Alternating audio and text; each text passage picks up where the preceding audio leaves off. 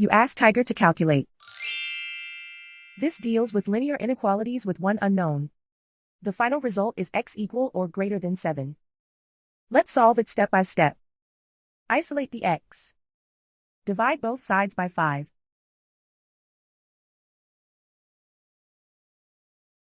Simplify the fraction.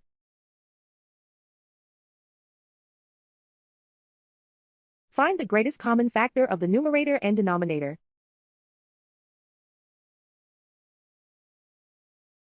Factor out and cancel the greatest common factor.